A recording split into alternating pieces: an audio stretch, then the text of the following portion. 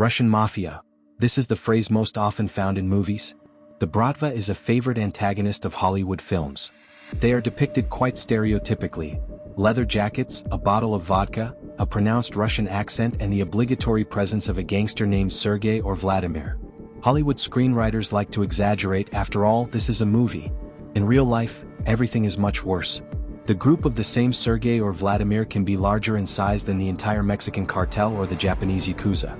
The Russian mafia operates abroad and is actively working inside Russia.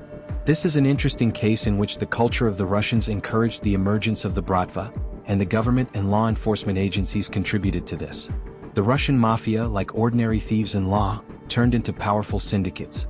How does the Russian mafia work in Russia and abroad, and has it been possible to curb their activities? Let's start this historical journey with the 1930s in the USSR.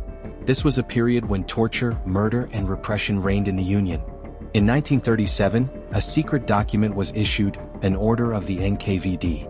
According to it, kulaks, former criminals and anti-Soviet activists began to be caught en masse.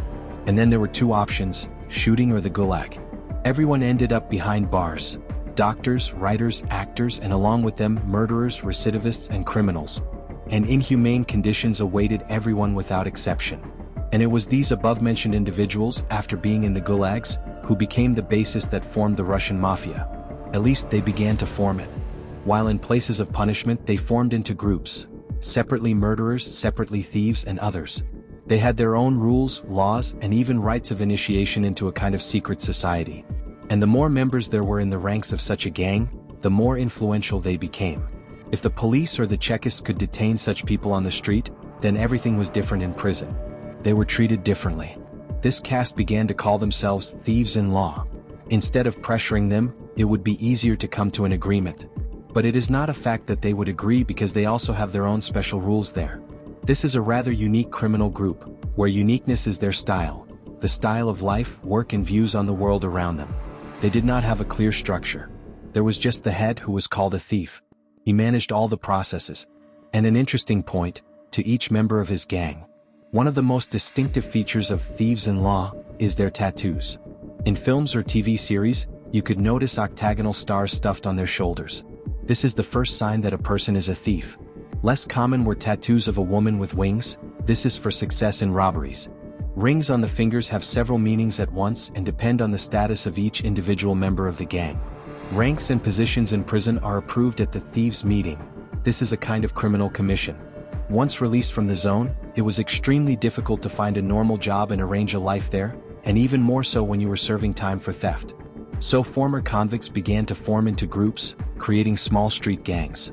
Gradually, their ranks included not just thieves, but also criminals of various kinds and not only criminals. Young athletes were recruited into the groups who could perform tasks of racketeering and extortion.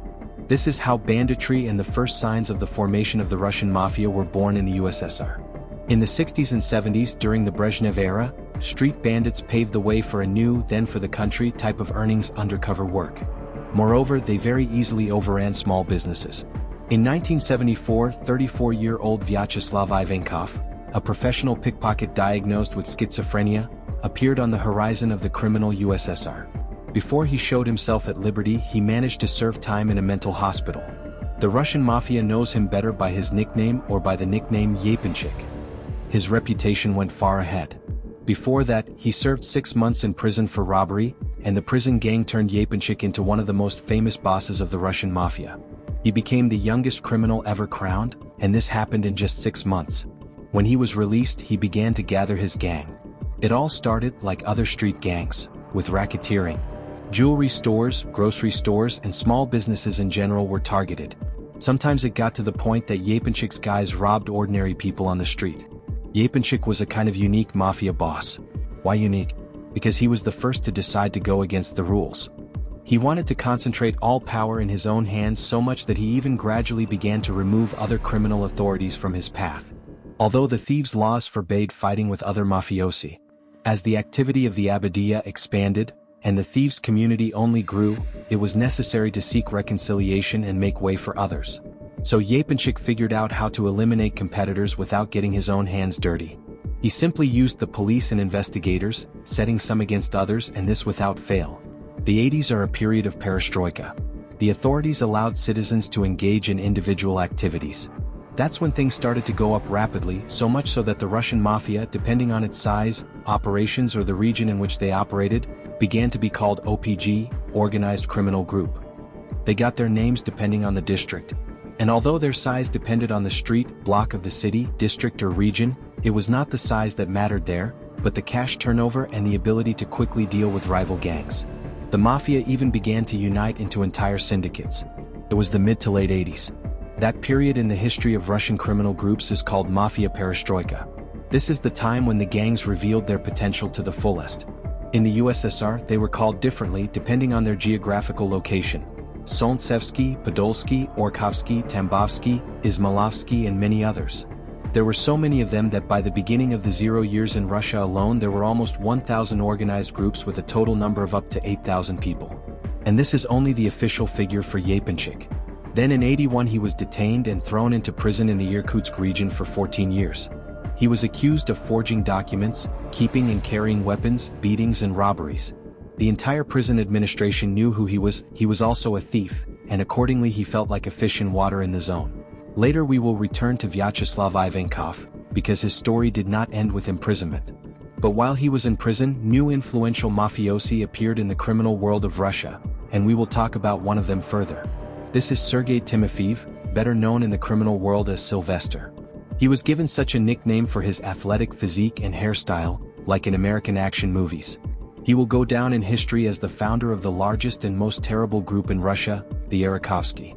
Sylvester's gang appeared quite quickly, because it included his friends from the gym, all of them stubborn, young and ready to get into a fight with any opponent. With such reinforcement, the Orekhovsky, as they called themselves, were able to control almost everyone who was involved in gambling in their area. And then everything is the same as everyone else. Racketeering, blackmail, extortion and tax evasion from those who want to do business in areas controlled by the bandits. Imagine what these endless wholesale markets were like back then, they simply never ended.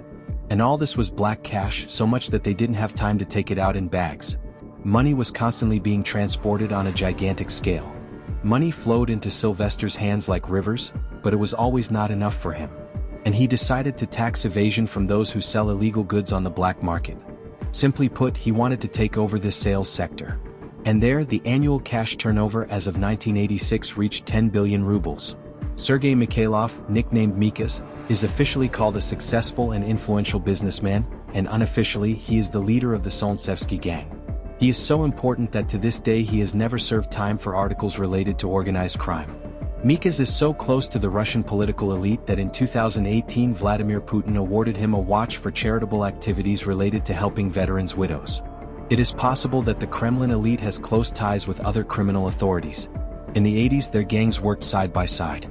The authorities gave the opportunity to do anything they wanted. Sylvester and Mikhas's people stole cars, controlled restaurants, cooperatives and even some factories.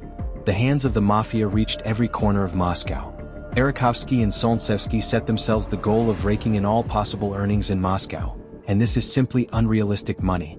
If they were taking out bags of cash from the bazaars in their area, imagine how much the mafia could earn if it controlled at least half of the bazaars in the capital. Meanwhile, it was 1991. The Soviet Union was collapsing, and the Russian mafia was gaining unreal influence. In times of instability and uncertainty, criminal groups always drew the most strength and inspiration. In the same year, Sylvester legalized his activities as quickly as possible. He began to invest in hotels, restaurants, banks and actively helped others launder money. In the underground world, he was already known as a person who was able to establish legal businesses, including and illegal connections helped Sylvester keep his possessions safe. On September 13, 1994, Sylvester got into his car and was blown up by an explosion. The vehicle was blown to pieces, as was the body of the mafia itself. They even say that his body is not in the coffin, and it is officially unknown who ordered it. In the meantime, let's return to the person we talked about a little earlier, to Vyacheslav Ivankov or Yaponchik. He was released from prison early in 1991. As soon as Yaponchik left the prison cell, he disappeared. In 1992, using false documents, he first went to Germany and from there to the USA, the Russian mafia in America, how it took over entire cities, what it led to, and whether it was ever stopped. Watch the full story in the next episode. Don't forget to like, subscribe and stay tuned.